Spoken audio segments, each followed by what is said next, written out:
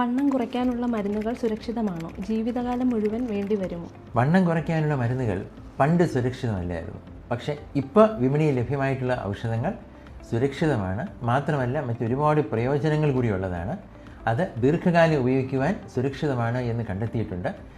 ആഗോളതലത്തിൽ അമിതവണ്ണം ഒരു രോഗമായിട്ട് ഇപ്പോൾ കണ്ടെത്തിയതിനെ തുടർന്ന്, അതായത് ഇപ്പോൾ ഒബിസിറ്റി മെഡിക്കൽ ഓർഗനൈസേഷൻസ് എല്ലാം അമിതവണ്ണം എന്ന് പറയുന്നത് ഒരു രോഗമാണ് എന്നിപ്പോൾ തീരുമാനിച്ചിട്ടുണ്ട്. ഇപ്പോഴല്ല, ഒരുപാട് കാലമായിട്ട് നമുക്ക് അറിയാവുന്നൊരു കാര്യമായിരുന്നു ഒബിസിറ്റി ഈസ് എ ഡിസീസ്. ഇപ്പോൾ നമ്മൾ ഡയബറ്റീസ്, ബ്ലഡ് പ്രഷർ, ക്യാൻസർ എന്നൊക്കെ പറയുന്ന പോലെ ഒബീസിറ്റിയും ഒരു തീവ്ര രോഗമായിട്ടാണ് ഇപ്പോൾ മോഡേൺ മെഡിസിൻ തീരുമാനിച്ചിട്ടുള്ളത്. അതുകൊണ്ട് ഒബീസിറ്റിയുടെ മരുന്ന് നമ്മൾ ഉപയോഗിക്കണം എന്നുണ്ടെങ്കിൽ ഉപയോഗിക്കുക തന്നെ വേണം. സർ, ഒസെംപിക്, വെഗോവി, മൊഞ്ചാരോ തമ്മിലുള്ള വ്യത്യാസങ്ങൾ എന്തൊക്കെയാണ്? ഇത് ഒരുപാട് പേർക്ക് ഇത് സംശയമാണ്. ഒസെംപിക്കും വെഗോവിയും ഒരു മരുന്ന് തന്നെയാണ്. അത് സെമാഗ്ലൂട്ടൈഡ് എന്ന് പറയുന്നൊരു മരുന്നാണ്. അത് നമുക്ക് ഒരാഴ്ചയിൽ ഒരിക്കലുള്ള ഇഞ്ചക്ഷൻസ് ആയിട്ട് കിട്ടും. നമുക്ക് എല്ലാ ദിവസവും കഴിക്കുന്ന ഗുളികയായിട്ട് റിബെൽസസ് എന്ന പേരിലും കിട്ടുന്നുണ്ട്. മൊഞ്ചാരോ എന്ന് പറയുന്ന മറ്റൊരു മരുന്നാണ്. അത് ടെസിപെറ്റൈഡാണ്. അതും ആഴ്ചയിൽ ഒരിക്കൽ ഉപയോഗിക്കാവുന്ന മരുന്നാണ്. ഇത് രണ്ടും ഒരുപോലെ പോപ്പുലറാണ് എങ്കിലും രണ്ട് മരുന്നുകളാണ്. സെമാഗ്ലൂട്ടൈഡ് നമ്മൾ ഉപയോഗിച്ച് തുടങ്ങിയിട്ട് 10 വർഷങ്ങളായി. അതെ, 10 വർഷങ്ങളായി, പുതിയ മരുന്നല്ല. പക്ഷേ ഭാരതത്തിൽ അത് ലഭ്യമായി തുടങ്ങിയത് ഈ അടുത്തിടെയാണ്. അതിൻ്റെ പേറ്റൻറ്റ് കാലാവധി കഴിഞ്ഞത് കാരണം ഇപ്പോൾ ഏകദേശം 50ഓളം പേരുകളിൽ ഭാരതത്തിൽ സെമാഗ്ലൂട്ടൈഡ് ലഭ്യമാണ്. മൊഞ്ചാരോ എന്ന് പറയുന്നത് ടെസിപെറ്റൈഡാണ്. യുവർപീക്ക് എന്ന പേരിലും അത് ഭാരതത്തിൽ അവൈലബിളാണ്. മൊഞ്ചാരോ അല്ലെങ്കിൽ ടെസിപെറ്റൈഡ് സെമാഗ്ലൂട്ടൈഡിനേക്കാളും കുറച്ചുകൂടെ തീവ്രമായ ഒരു മരുന്നാണ്. അപ്പോൾ ഇത്രേ പറയാനുള്ളൂ. നമുക്ക് കുറയ്ക്കേണ്ട ശരീരഭാരം ഒരു 8, 10, 15 കിലോഗ്രാം മാത്രമാണെങ്കിൽ നമുക്ക് സെമാഗ്ലൂട്ടൈഡ് ഉപയോഗിക്കാം. പക്ഷേ കുറച്ച് കൂടുതൽ, അല്ലെങ്കിൽ 15 കിലോ, 20 കിലോ, 25 കിലോ ഭാരമൊക്കെ കുറയ്ക്കാനായിട്ടാണെങ്കിൽ നമുക്ക് dual agonist, GLP, GIP agonist ആയിട്ടുള്ള ടെസിപെറ്റൈഡ് ഉപയോഗിക്കേണ്ടതായിട്ട് വരും. മറ്റൊരു കാര്യം കൂടെ പറയാം. ഈ വണ്ണത്തിനായിട്ട്, അമിതവണ്ണത്തിനായിട്ട് കൊടുക്കുന്ന ഈ ഔഷധങ്ങൾ ആദ്യം കണ്ടെത്തിയത് ഡയബറ്റീസ് ചികിത്സിക്കാനായിട്ടാണ്, അല്ല അമിതവണ്ണം ചികിത്സിക്കാനായിട്ടല്ല. അതുകൊണ്ട് ഈ ഔഷധങ്ങൾ വളരെ ഫലപ്രദമായിട്ട് ഡയബറ്റീസ് ചികിത്സിക്കാനായിട്ട് ഉപയോഗിച്ച് വരുന്നു. പക്ഷേ അതിന് ചികിത്സയ്ക്കായിട്ട് ഉപയോഗിക്കുന്ന ഡോസ് വേറെയാണ്.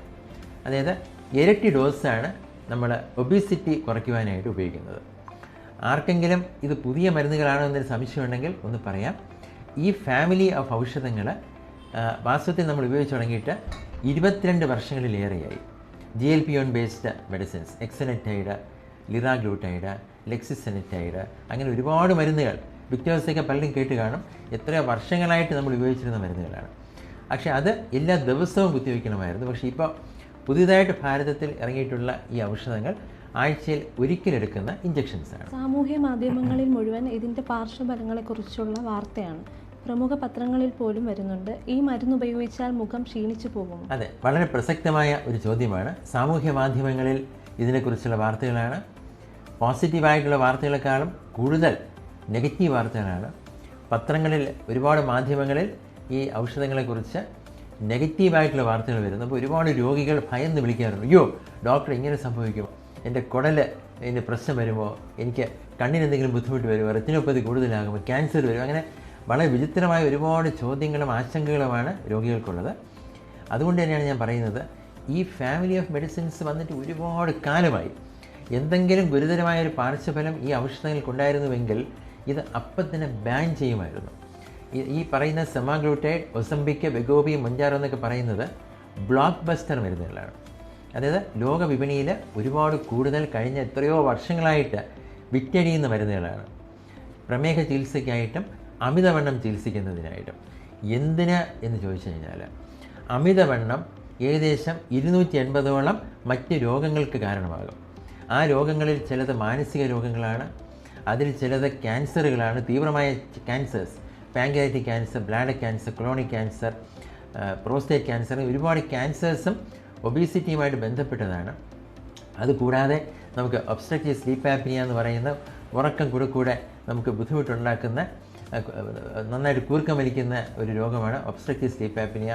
നമുക്ക് വണ്ണം കൂടുമ്പോഴുണ്ടാകുന്ന മുട്ടുവേദന, മറ്റ് പേശിയിലുണ്ടാകുന്ന വേദന, അതുപോലെ നമുക്ക് ഈസോഫാജൈറ്റിസ്, ഗ്യാസ്ട്രോ ഈസോഫാജ് റിഫ്ലക്സ് ഡിസീസ്, ആസിഡ് മേലിലോട്ട് വരുന്ന, അത് ഭാവിയിൽ ചികിത്സിച്ചില്ലെങ്കിൽ ആ ഗ്യാസ്ട്രോ ഈസോഫാജ് റിഫ്ലക്സ് ഡിസീസ് കാരണം ഈസോഫാഗസിൽ ക്യാൻസർ വരെ വരാം. അങ്ങനെ 280-300ഓളം രോഗങ്ങളാണ് അമിതവണ്ണം ചികിത്സിച്ചില്ല എങ്കിൽ വന്നെത്തുന്നത്. അമിതവണ്ണം ചികിത്സിക്കാനായിട്ട് മരുന്ന് വേണമോ, ഡയറ്റും എക്സസൈസും മതിയോ? വളരെ പ്രസക്തമായ ഒരു ചോദ്യമാണ്.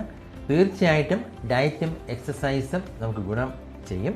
നമുക്ക് ഒരു ഹെൽത്തി ഡയറ്റും ദിവസേനയുള്ള ഫിസിക്കൽ ആക്ടിവിറ്റി ഉണ്ടെങ്കിൽ നമുക്ക് വണ്ണം കുറയും. പക്ഷേ നമ്മുടെ ലക്ഷ്യം വലുതാണെങ്കിൽ, ഇപ്പോൾ 15 കിലോ 20 കിലോ ഒക്കെ കുറയ്ക്കാനായിട്ടാണ് നമ്മുടെ ലക്ഷ്യമെങ്കിൽ ചിലപ്പോൾ 40 കിലോ അത് സാധിക്കില്ല. കാരണം എല്ലാ പഠനങ്ങളും നമുക്ക് പഠിപ്പിച്ചു തന്നത് നമുക്ക് എക്സസൈസും ഡയറ്റും അനുവർത്തിക്കുകയാണ് എങ്കിൽ ശരാശരി നമുക്ക് കുറയ്ക്കാൻ കഴിയുന്ന ശരീരഭാരം ഏകദേശം 2.6% മാത്രമാണ്.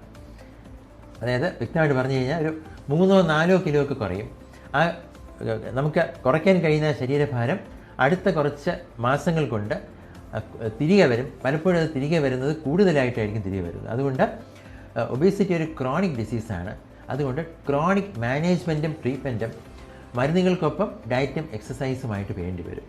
നമുക്ക് സത്യം റിയാലിറ്റി എവിഡൻസ് ബേസ്ഡ് മെഡിസിൻ സ്വീകരിച്ചേ മാർഗ്ഗമുള്ളൂ. കാരണം വേറൊരു മാർഗ്ഗമില്ല. കാരണം എല്ലാ ചികിത്സകൾ ആ രീതിയിലാണ് തുടങ്ങിയതും നമ്മൾ തുടരുന്നതും. അല്ലെങ്കിൽ നമുക്ക് എന്തെല്ലാം വേണ്ടി വരും? ഒബേസിറ്റി ചികിത്സിച്ചില്ല എങ്കിൽ heart attack, kidney disease, dialysis, diabetes കാരണമുള്ള മറ്റ് രോഗങ്ങൾ, liver transplantation, fatty liver, fibrosis, cirrhosis, അങ്ങനെ എന്തുമാത്രം സാമ്പത്തിക ബുദ്ധിമുട്ടിലേക്കാണ് ആ ഒബേസിറ്റി കൊണ്ടെത്തിക്കുന്നത്. അതുപോലെ അതുകൂടാതെ അമിതവണ്ണം ഉണ്ട് എങ്കിൽ ആ വർദ്ധിച്ചു വരുന്ന എത്രയാണ് കൂടുതലായിട്ടുള്ള ശരീരഭാരം അധികമായിട്ട് നമുക്ക് വന്നിട്ടുള്ള ദുർമേധസ് കാരണം, മസിലല്ല, ഈ ഫാറ്റ് കാരണം എത്ര കൂടുതലാണോ നമുക്ക് ശരീരഭാരം ഉള്ളത്, ആ ശരീരഭാരം കൂടുന്നതനുസരിച്ച് ലൈഫ് സ്പാൻ, ആയുസ്സും കുറഞ്ഞുകൊണ്ടിരിക്കും. ഇതെല്ലാം നമുക്ക് നേരിട്ട് അനുഭവമുള്ള കാര്യങ്ങളാണ്. അതുകൊണ്ട് ഔഷധങ്ങളെ ഭയക്കുകയല്ല വേണ്ടത്. ലോകം മുഴുവൻ അംഗീകരിച്ചിട്ടുള്ള സുരക്ഷിതമായ വണ്ണം കുറയ്ക്കുന്നതിന് വേണ്ടി മാത്രമല്ല, മറ്റനേകം പ്രയോജനങ്ങൾ അതോടൊപ്പം ഉള്ള ഇത്തരം ഔഷധങ്ങൾ നമ്മൾ സ്വീകരിക്കുകയാണ് വേണ്ടത്. സർ, ഈ മരുന്ന് ഉപയോഗിച്ചാൽ അന്ധത വരുമെന്ന് പറയുന്നത് ശരിയാണോ? ഒട്ടും ശരിയല്ല. ഇതുപോലുള്ള ഒരുപാട് വർത്തമാനങ്ങൾ സോഷ്യൽ മീഡിയയിൽ പ്രചരിക്കുന്നുണ്ട്. ചില പത്രങ്ങളിൽ പോലും ഞാൻ വായിച്ചിട്ടുണ്ട്. ഒരു നോൺ ആർട്ടിരിറ്റിക് ആൻറ്റി റിസ്കീമിക് ന്യൂറോപ്പതി എന്ന് പറയുന്ന നിയോൺ എന്ന് പറയുന്ന ഒരു അവസ്ഥയുണ്ട്. അത് കണ്ണിൽ വരുന്നതാണ്. അതുപോലെ റെറ്റിനോപ്പതി. അപ്പോൾ ഇതിൻ്റെയൊക്കെ പേരിലാണ് ഈ വാർത്തകൾ വന്നുകൊണ്ടിരിക്കുന്നത്. ഈ മരുന്ന് കഴിക്കാത്തവർക്ക് ഇത് വരുന്നു. ഈ മരുന്ന് കണ്ടുപിടിക്കുന്നതിന് മുൻപും ഈ ഒരു രോഗമുണ്ടായിരുന്നു. ഇത് സമൂഹത്തിൽ പണ്ടൊക്കെ പറഞ്ഞുകൊണ്ടിരുന്നത് വയാഗ്ര എടുക്കുമ്പോഴാണ് ഇത് വരുന്നതെന്നാണ്. ഇപ്പോൾ മനസ്സിലായി അതുമായിട്ടൊരു ബന്ധമില്ല. അപ്പോൾ ഡയബറ്റീസും ഒബേസിറ്റിയും ഹാർട്ട് ഡിസീസും ഒക്കെ ഉള്ളവർക്ക് ഈ കണ്ണിൽ ഈ രോഗം വരാനുള്ള സാധ്യത കൂടുതലാണ്. അതല്ലാതെ ഈ ഔഷധം കാരണം ഇത് കൂടുതലാണ് എന്നുള്ളത് ഒരു തെറ്റായ പ്രചരണമാണ്. കാരണം ഈ ഔഷധത്തിന് ഒരുപാട് ഗുണങ്ങളുള്ളതുകൊണ്ട്, മറ്റനേകം രോഗങ്ങൾ തടയാൻ ഇതിന് കഴിയുന്നതുകൊണ്ട് ഇതുപോലുള്ള തെറ്റായ പ്രചരണങ്ങളും കൂടുതലായിരിക്കും. വരും ദിവസങ്ങളിൽ അത് ഒരുപാട് കൂടുതൽ കാണാനും വായിക്കാനും നമുക്ക് സാധിക്കും.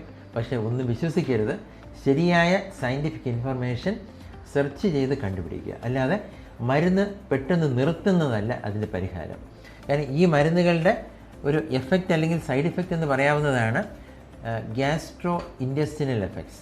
അതായത് ചെറിയ നോസിയ, വൊമിറ്റിംഗ്, ഡയറിയ, കോൺസ്റ്റിപ്പേഷൻ. ഇതൊക്കെ ഫലപ്രദമായിട്ട് നമ്മൾ ചികിത്സിച്ച് അത് ഭേദപ്പെടുത്തുകയാണ് ചെയ്യുന്നത്.